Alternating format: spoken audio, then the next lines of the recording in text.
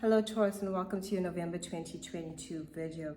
Now this is a pretty intense time for you, especially the first half of November, as we are in eclipse season, and these eclipses are happening opposite you and within you. So the first half of November is definitely revolving around your relationships, both personally and professionally, and how you work with these relationships. We had a new moon solar eclipse in the sign of Scorpio, which was all about either letting go and cutting ties of relationships that are no longer working for you, or redefining the relationship, finding a new way to move through your relationships in order for it to grow closer and better. So that is what you will be working with during that time. And also, it doesn't have to be a love relationship, although it can impact love relationships, but it's also impacting your professional relationships. You will be looking at those relationships and what relationships are working for you, what relationships are of value. And this comes to colleagues, this comes to business partners. These are the people that you interact with in order to, on a day-to-day. So you'll be looking at all those connections and what changes need to happen in order for your own betterment and for the relationships to be of value and better for you. Now, there is a lunar eclipse happening on the 8th of November 2022, and it's happening in your sign. This is about releasing and letting go anything about yourself. It can be rewarding, as in what you release about yourself gives you more opportunities. This is where you let go of self-doubt or forgiveness, right? And forgiveness is important because it doesn't have to be forgiveness as in I need to forgive you and be your best friend kind of forgiveness if the relationship was unhealthy, because you are cutting ties from unhealthy relationships and unhealthy situations within your life.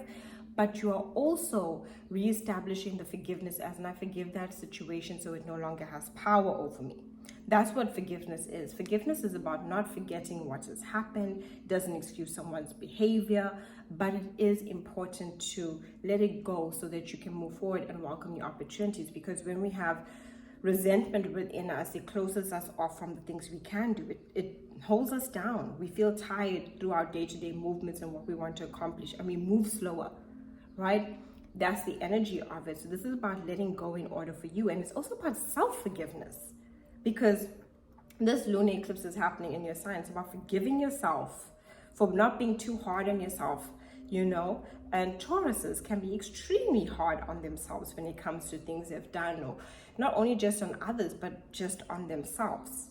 So this is where you are letting go those things. You are cutting ties with those energies. You are releasing what you feel is holding you back to allow for opportunities. This lunar eclipse, because it's with the North Node, especially for you, can be very rewarding. And you need to be open to that, be open to the rewards that it offers you, and allow for that to happen, okay? And it all has to do with what you choose to let go of, how you reestablish your goals. It is a square to Saturn, and Saturn is in your 10th house. So changes to your career, frustrations there too, meaning like you might be feeling challenged by people in authority. You might be feeling challenged when it comes to your personal goals, but these personal goals can be achieved through you actually letting go a little.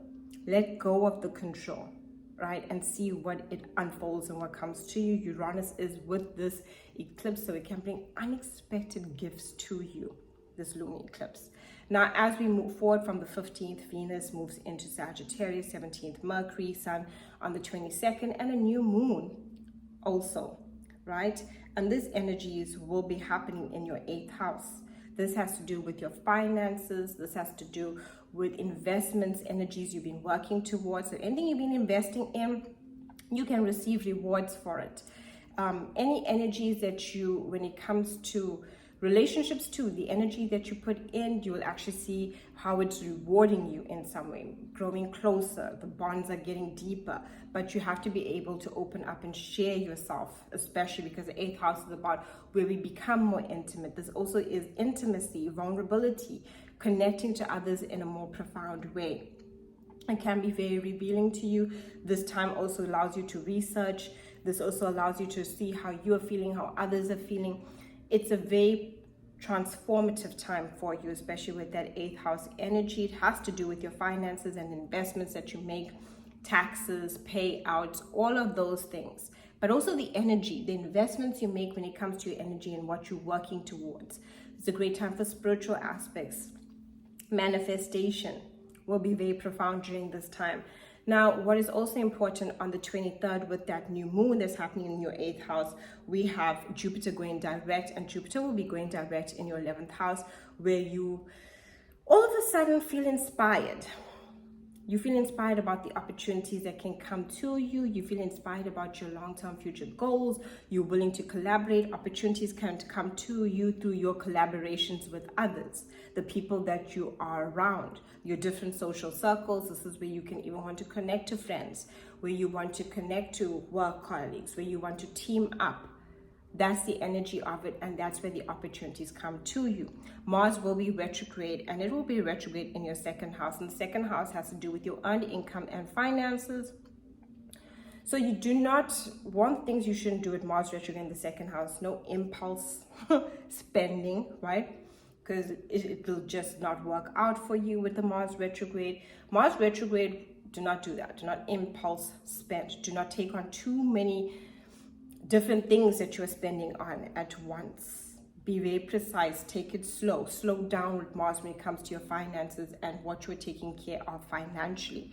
With that Mars retrograde, arguments too around finances. Do not give into that. Rather, with that energy, try and shift it in some way and look at maybe old things that you've done previously. So maybe something you've done previously will work for you to shift your finances in some way. Also, old opportunities for finances can come back into your life. So if there was something you were working on, a project financially, a hobby that you wanted to earn income from, or maybe you were thinking about starting something, or maybe you were working or networking a group of people in order for income, now it can actually pay off. Remember, retrogrades can pay off from past things done. It is a time to complete things. It's not time for new things.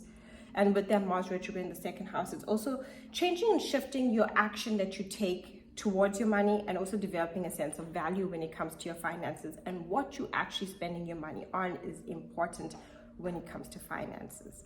Thank you so much for watching.